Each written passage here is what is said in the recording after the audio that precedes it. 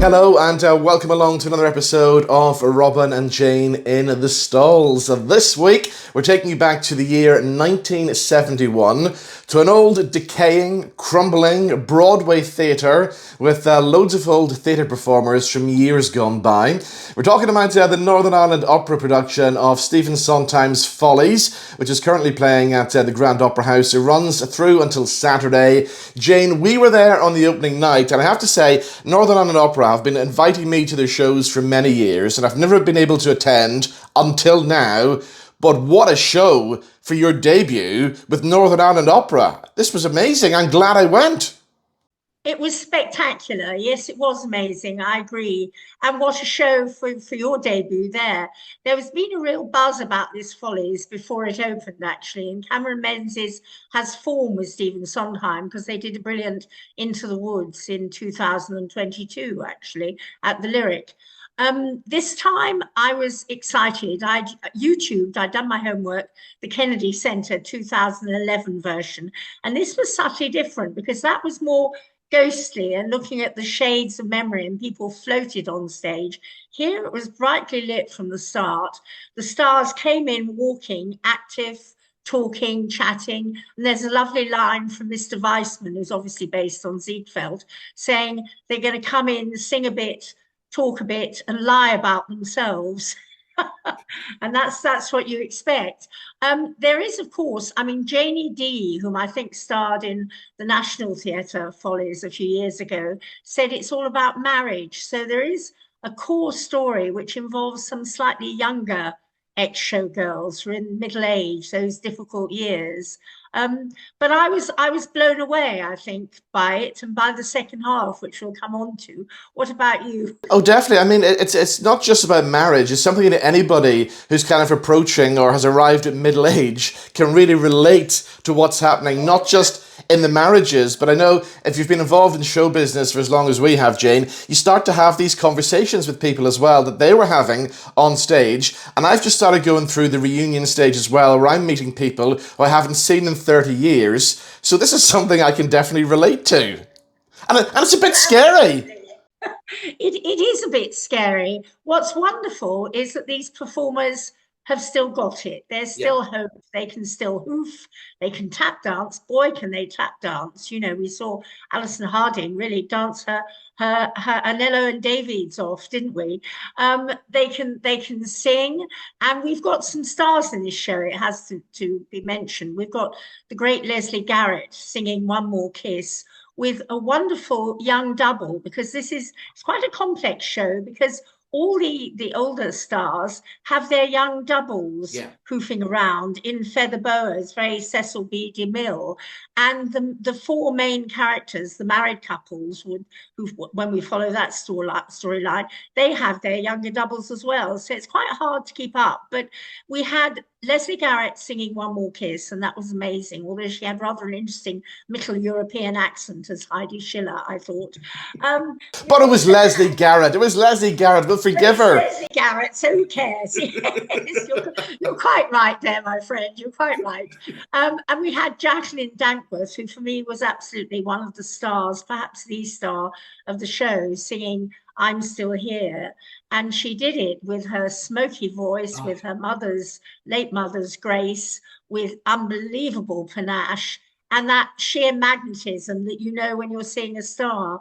And all the young men who were draping the stairway that they come down at that point, I think they knew they were seeing and listening to a star as well. Oh, definitely. When she's standing on that staircase, I mean, she looks like her mother as well. You know, this is the daughter of greatness. This is the daughter of the late, great Cleo Lane. You know that, don't you? I mean, what a voice. Yes. She was absolutely outstanding. Now, what about the other stars in the show as well? Because, I mean, it's a massive cast, and you kind of forget sometimes that you're in Belfast. They've assembled this wonderful cast at the Grand Opera House. Obviously, the two main couples who the show's based around, you've got Sally and Phyllis, and of course, Buddy and Ben as well. I mean, those actors were so well cast in those roles. They were incredible.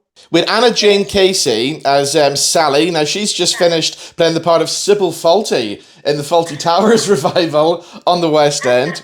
That's a switch. She was superb, and I want to mention young Sally as well, Bridget Shine, because we've seen Bridget doing many, many parts in Northern Ireland theatre over the years as well. But I think this just shows us what a versatile and fabulous performer she is, and I think Follies is Bridget's time to shine, isn't it? Absolutely, I see what you did there. Remaining with older, more mature Sally for a moment, and she's only in her 40s or early 50s. I think she says 47. Yeah. I found Anna Jane Casey very, very good.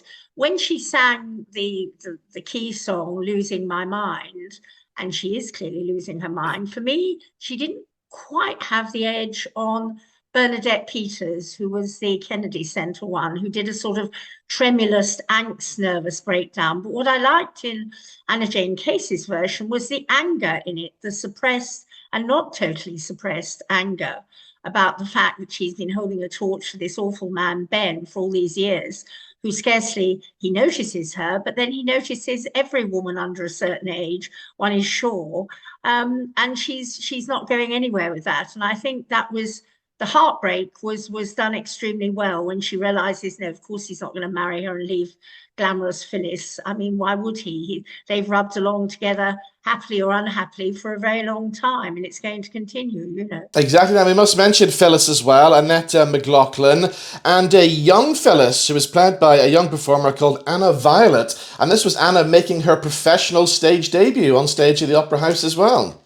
My word, and that's a challenge, because when we saw the older couples and their younger selves fighting it out, loving it out, really setting the scene for the story that we've seen unfolding, it was quite moving actually. Because you realize, and I suppose most of us inside, we still feel as if we are teenagers or early 20s or something, whatever the actual age and whatever the mirror tells us. Of course, there was a famous mirror sequence, Who's That Woman? But it was very interesting to see that evolution. And I felt the men, I felt Buddy in particular, I thought Mark Dugdale played an absolute blinder because he could be an unsympathetic character. After all, he has a mistress called Margie in the wings, you know, about to come on stage in the second half. And he's maybe not the most likable, but he loves Sally still and has stood by her through thick and thin and bottles of gin, one imagines, you know. Um, But Mark as well, this is another extremely versatile performer from Northern Ireland. Last time I saw him on the Opera House stage was in the musical Come From Away. And again, right. Buddy, a totally different character from the one he played then as well. And Buddy has a lot to do in the show. He has that big number that seems to go on forever, but really holds your attention, doesn't it? In the second half. Yes, he does. He does this vaudeville act, which is amazing, with a wife and mistress hanging on him and proving a bit of a distraction.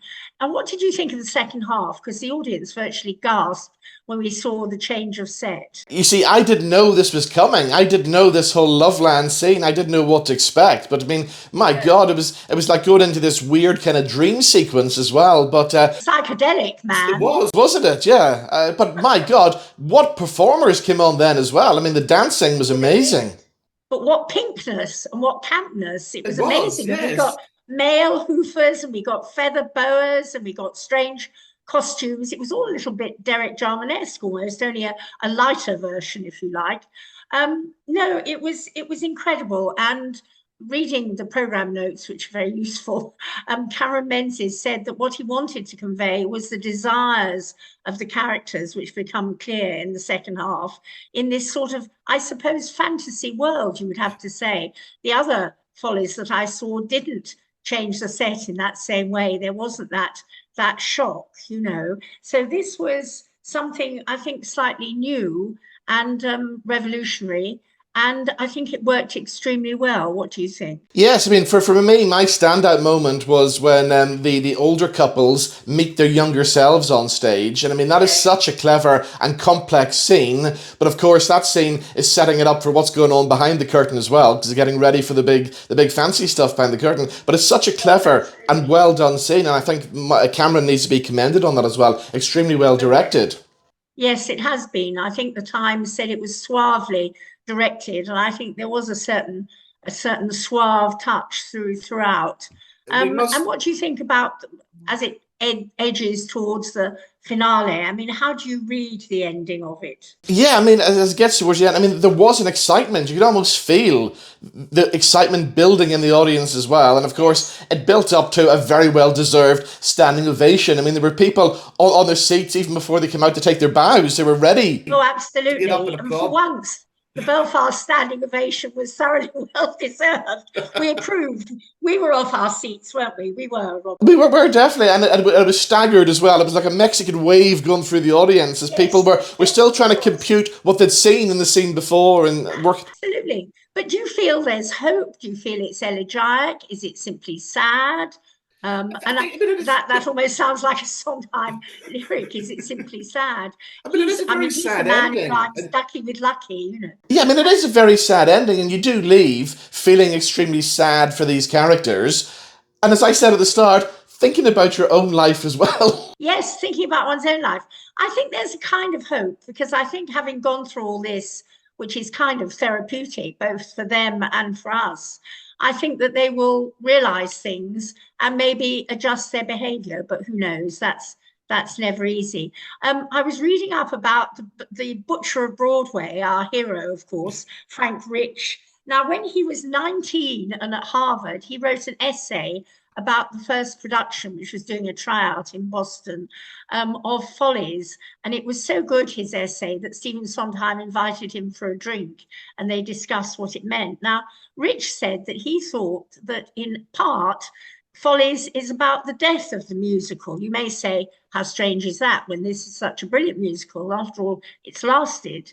But in a sense, he was saying that it had to morph and evolve into something else to adapt to modern broken society and broken relationships because the core story of the couples, at any rate, which is big part of the story, is so sad and traumatic in a way. It could have been written by Edward Albee or Tennessee Williams or one of those guys, you know.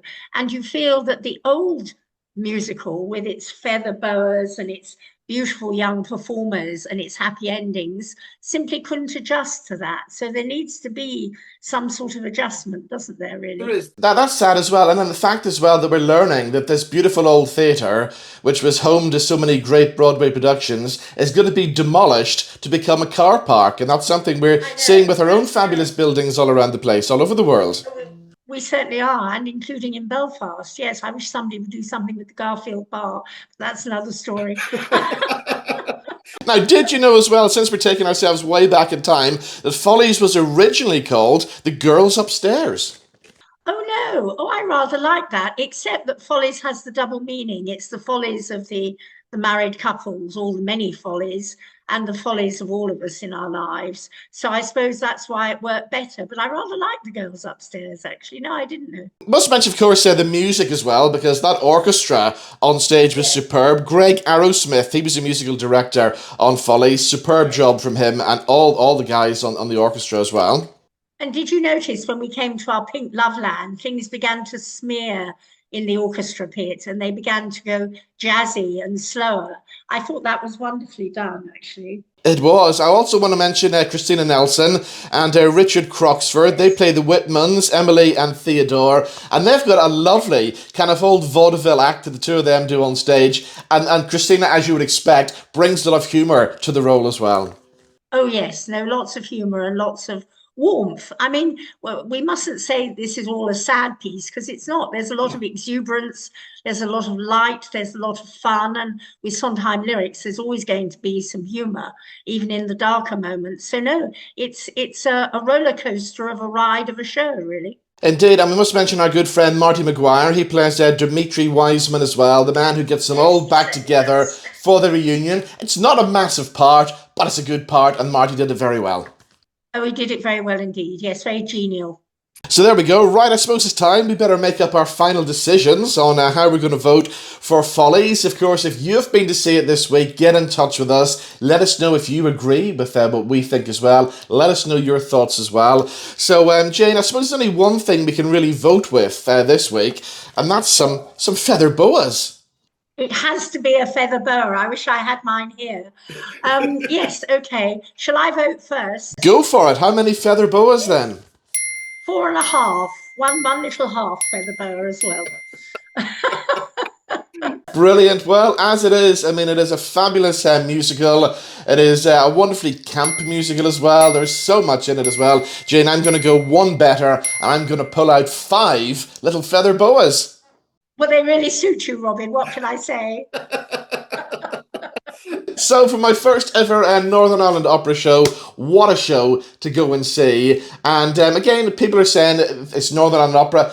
It's not opera, this is musical theatre. It's Stephen Sondheim at its best as well. So these guys at Northern Ireland Opera, Cameron and all the team, they know how to do this. They know how to do theatre properly, don't they? They know their stuff, yes, they do. So, Follies runs at the Grand Opera House through until Saturday. Trust me, get your tickets now if there's still some left, and you won't regret it. As always, thank you for watching, thank you for listening as well, and we'll see you back in the stalls sometime very soon.